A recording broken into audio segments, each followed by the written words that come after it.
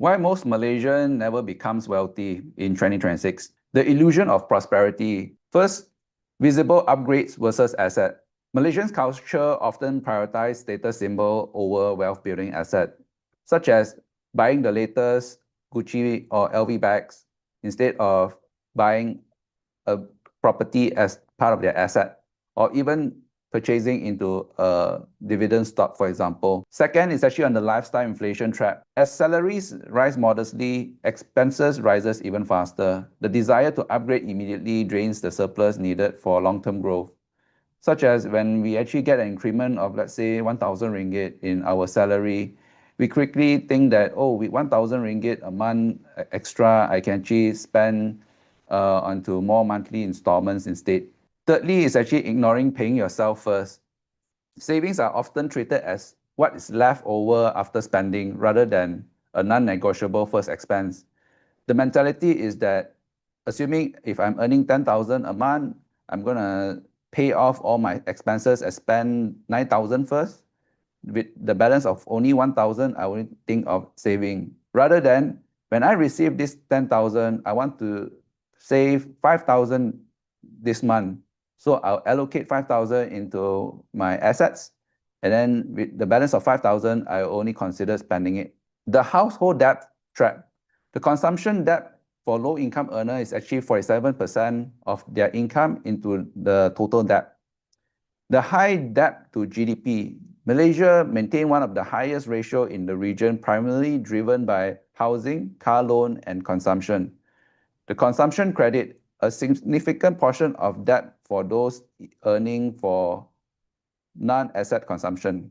Third is actually on the wealth barrier. High debt servicing eats up the surplus needed for wealth building investment instead, creating a cycle of stagnation. The car culture cost, the number one wealth killer. Over-investing in a depreciating asset during your prime wealth building years is a common financial mistake in Malaysia. Is it a mandatory expense? Car-centric infrastructure makes ownership mandatory, but many spend 10, 20 to even 30% of their income on installment and fuel. The upgrade trap. Upgrading to a luxury car too early drains the interest potential of your early savings. Such as, for example, I got this new job, or perhaps you are even a property agent who wants to show off to recruit your downline, but in that process, you actually give up part of your income to pay for a depreciating asset. The opportunity cost, a 2,000 ringgit monthly difference in car payment over the 10 years is nearly 300,000 ringgit loss over the years in that 10 year itself, assuming the rate of compounding is 5%. Think about it. And we are now in the sandwich generation, whereby we need to actually culturally support our parents who are more elderly now, who lack of their own retirement fund, as well as also rising medical costs for seniors that will drain the middle class investable surplus. Secondly, is actually raising a children. The cost of quality childcare and private education for Malaysia has outpaced wage growth, creating a heavy monthly burden. Parents often prioritize children education or fund over their own retirement asset. The middle income trap and wage stagnation. The middle income trap, where Malaysia faced structural barriers with slow productivity gain, making it difficult for economy to transition into a high-income nation.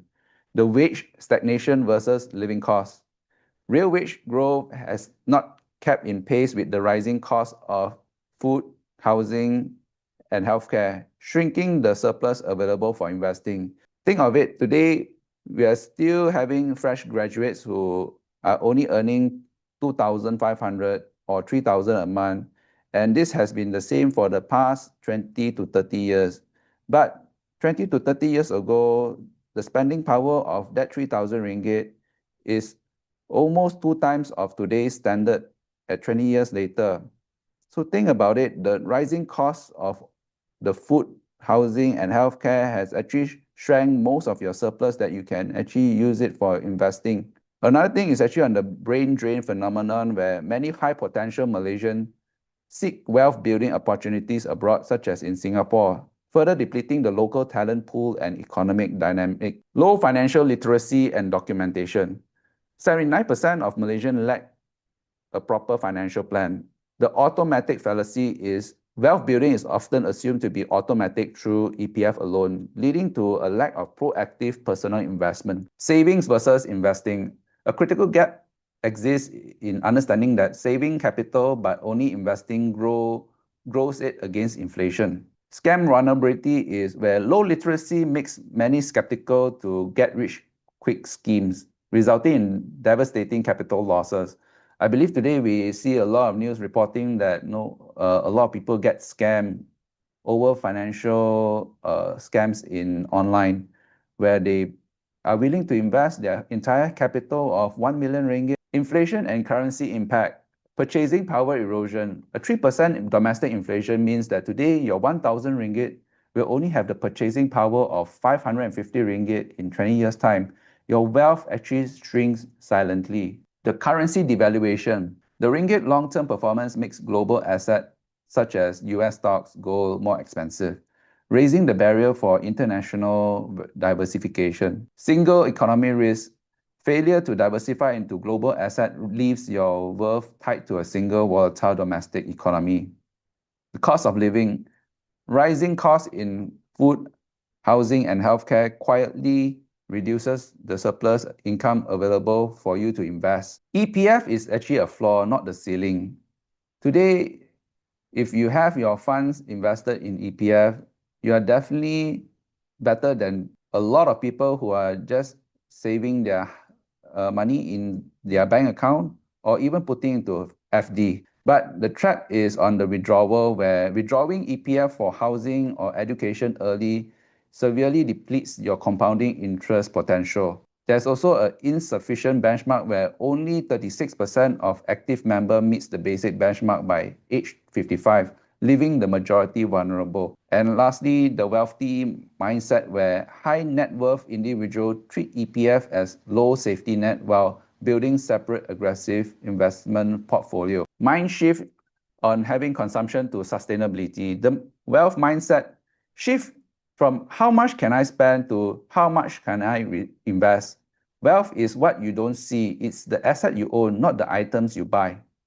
Prioritize income asset. Focus on acquiring REITs, dividend stocks, or even business interest that generates cash flow rather than status symbol that drains it. Financial discipline. Re-establish the 50-30-20 rule adjusted for Malaysian reality to ensure that there is a consistent surplus. Long-term horizon. Building true wealth requires 20 to 30 years perspective. Resisting the urge for immediate reward from a modest salary increases actually helps you to build your wealth. 4 steps to actually break that cycle of financial stagnation in your life today. Eliminate high interest consumption debt, such as paying off your credit card outstanding on time, as well as taking any personal loans, because credit card itself charges 18% per annum for the fees, as well as personal loan interest are 10 to 12%. So eliminate this will actually save you a lot of money from paying the interest. Cap your car and housing costs at 35% of your take-home pay, because I understand that a lot of banks today are willing to loan you up to 80% to 90% of your net pay. But think about it, if you only have 10 to 20% of your take-home pay as your lifestyle expenses, how seriously are you able to survive with it? Automate your investment into global and local diversified asset.